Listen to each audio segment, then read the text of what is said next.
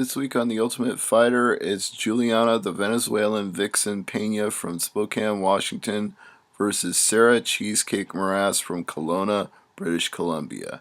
And on this show, Pena thinks that everybody in the house is being a mean girl and kind of withdraws into her shell and doesn't want to deal with any of them.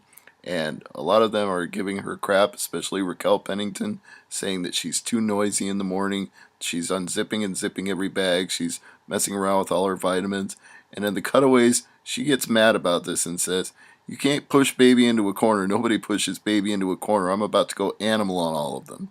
And really, the complaints do seem kind of unfounded because what's a fighter supposed to do when they get up in the morning? They're supposed to get dressed and pick up all their vitamins and get ready to go to the gym.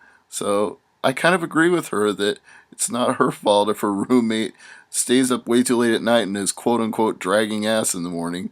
I'm kind of on Pena's side with this one. And Sarah Moras has fought Pena before, and the last time they met, Moras actually got her in an arm bar and was going for the finish, and Pena refused to tap, and Pena ended up continuing the fight with only one arm. So that leads to an interesting dynamic where they're both trying to get information on each other, even though they're on the same team. They're both Team Tate fighters. And Roxanne Modafferi has to, at one point, just absolutely say, "Sorry, I refuse to give it up. I'm being placed in a position of confidence and trust, so I'm not going to tell you what she's doing, and I'm not going to tell you what she's doing. When I'm training with one of you guys, I'm not telling you anything about the other." So there's that.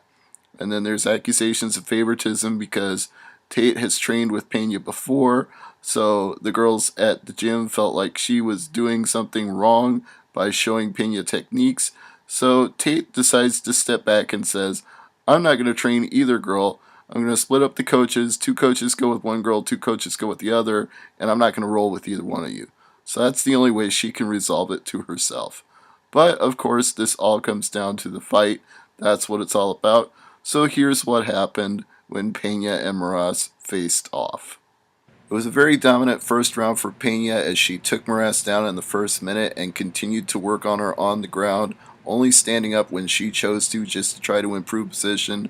And Moras tried to wall walk several times but just couldn't shake her loose.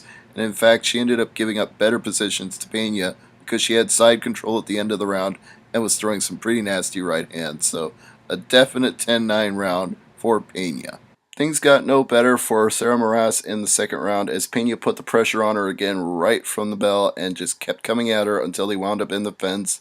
And Moras was trained to throw knees, but it wasn't working.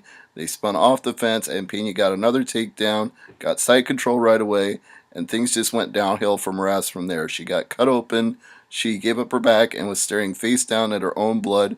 And to make things a wrap, Pena got the arm in and got the choke and got her to tap out at 3:31 of the second round.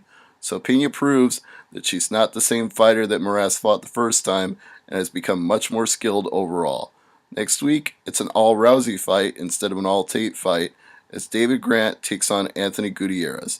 Join us then, but for now, Stevie J from Glove Up or Shut Up, AngryMarks.com, and The Wrestling Observer is signing off.